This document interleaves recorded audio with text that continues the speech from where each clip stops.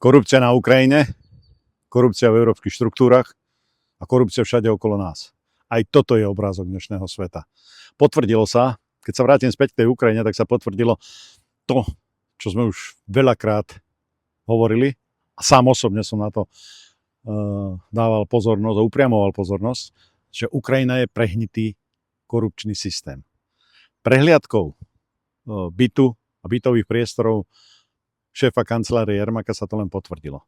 Teraz je otázka, že keď bol obvinený a podozrievaný, aj keď prezumpcia neviny platí, samozrejme, to treba priznať, a bol podozrievaný z rôznych korupčných aktivít, ktoré vykonával a išli cez jeho ruky, je potrebné sa zamyslieť nad tým, že či toto je tá špička toho ľadovca, alebo ešte tá špička ľadovca sa len blíži. Na koho myslím? Samozrejme na prezidenta Zelenského. V tomto prípade, lebo nikto mi nepovie,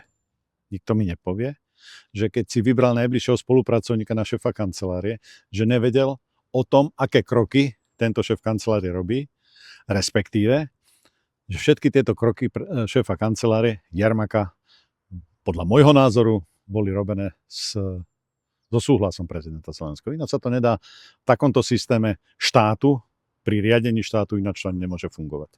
A teraz sa vrátim k Európskej komisii. Čo sa ukázalo?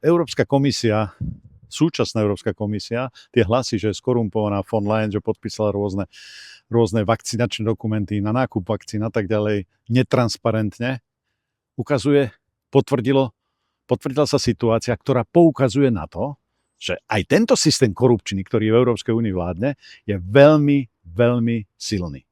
A je to na príklade bývalej šéfky zahraničnej diplomácie Európskej únie Mogherini, ktorá bola zadržaná. Aj v tomto prípade platí prezumpcia neviny jednoznačne, ale poukazuje tento prípad na to, že proste tá korupcia v európskych štruktúrach je výrazne rozvetvená. Ako z toho von? Ja by som chcel povedať jednu takú myšlienku, že keď sa neurobí audit, nie personálny, ale audit transparentného čerpania finančných prostriedkov Európskej únie za obdobie existencie tejto komisie, teda komisie von Leyenovej, kde stala v čele, tak sa nedostaneme k tomu, akým spôsobom boli transparentne míňané peniaze národných štátov, čiže všetkých Európanov, nás všetkých, aj občanov Slovenskej republiky. Tento audit je bezprostredne potrebné urobiť k tomu, aby sme vedeli ukázať prstom, že aha, tu sa kradlo, tu sa korumpovalo a tuto sú peniaze Európanov. Tuto sú peniaze slovenských občanov. Toto je veľmi dôležitá záležitosť.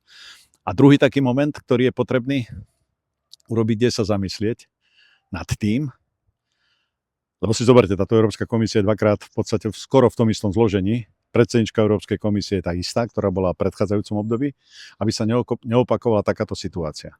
Ľudia, ktorí majú svoj mandát na 5 rokov, tak nech tento mandát 5-ročný využijú, ale nemali by sa objaviť v ďalšej nominácii na ďalšie 5-ročné obdobie.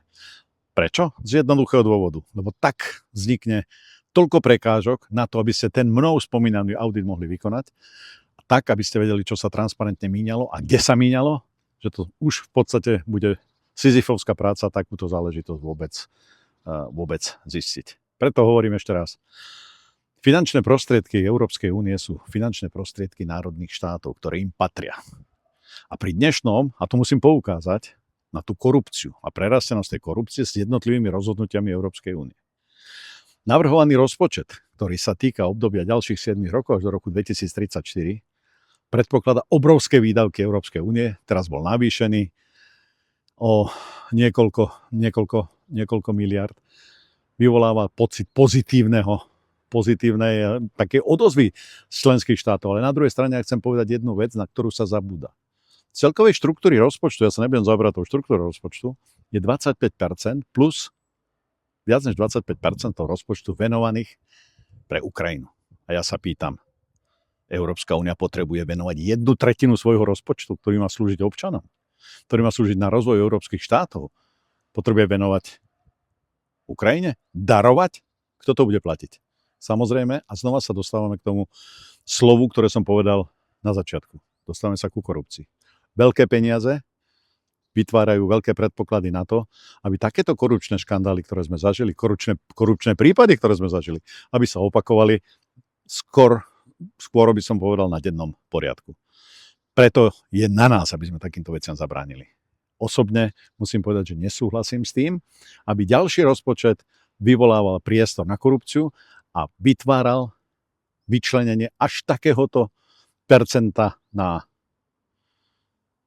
podporu Ukrajiny, tak ako to je stanovené. Nie, nemôže byť prioritou totižto rozpočtu, ani pôsobenia Európskej komisie nemôže byť prioritou Ukrajina. Prioritou musí byť Európa, európski občania Slovenskej republiky. A na to tu máme aj vládu Slovenskej republiky, súčasnú koalíciu, aby za tieto veci a za túto prioritu bojovala.